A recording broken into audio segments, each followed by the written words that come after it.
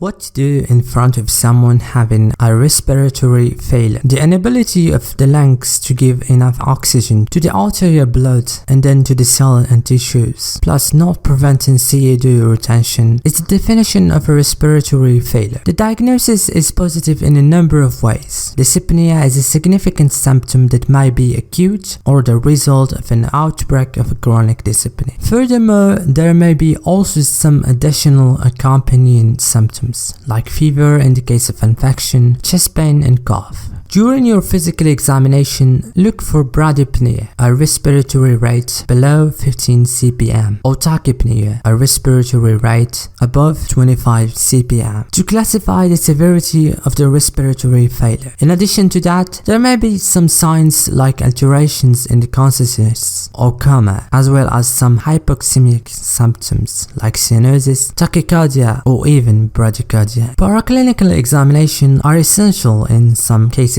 to help find out the etiological diagnosis. One very important exam is arterial blood gas analysis, which can reveal abnormal values when the blood gas of O2 is 16 and or CO2 is 45. An EKG plays a huge role as well to detect any cardiac abnormalities that can lead to dyspnea and consequently a respiratory failure like conduction disorders, right arterial hypertrophy or ventricular hypertrophy. Chest radiography may also be performed in some cases to check for any pulmonary or cardiac etiologies. Now let's talk about the causes of a respiratory failure. One thing to keep in mind is that the etiological diagnosis must not delay the management of the respiratory failure after monitoring and resuscitation measures, because that can lead to losing the patient's life, so be careful. The causes of respiratory failure are numerous and so varied, ranging from the compensation of a chronic respiratory insufficiency in case of asthma, emphysema, COPD, etc., to neurorespiratory diseases like myopathy, respiratory intoxications, cervical spinal cord injury, because airways function is controlled by some neurons that exist in our cervical spinal cords, which means that any injury in that level can cause a respiratory failure. A syndrome called Guillain-Barré, which is a form of a polyneuropathy causing muscle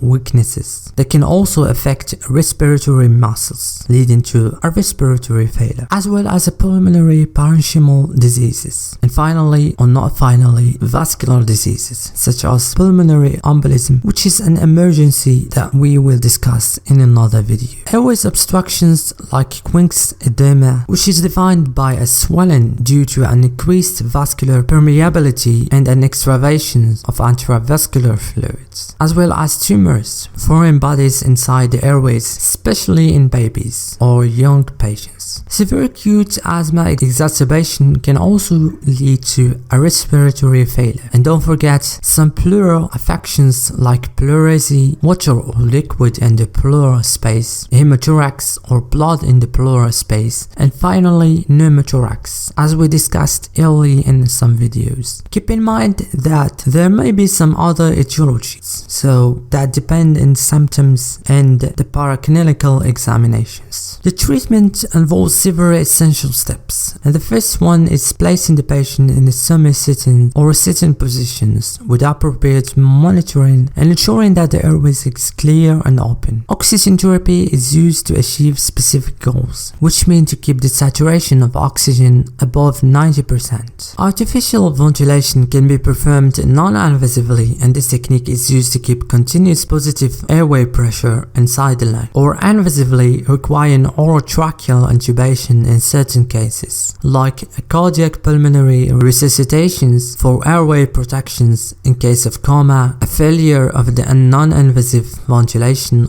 or simply if there is an upper airway obstruction. It is also important not to forget to give the patient the specific measures and treatments adapted to each identified underlying cause. Thanks for watching, and I'll see you in the next one.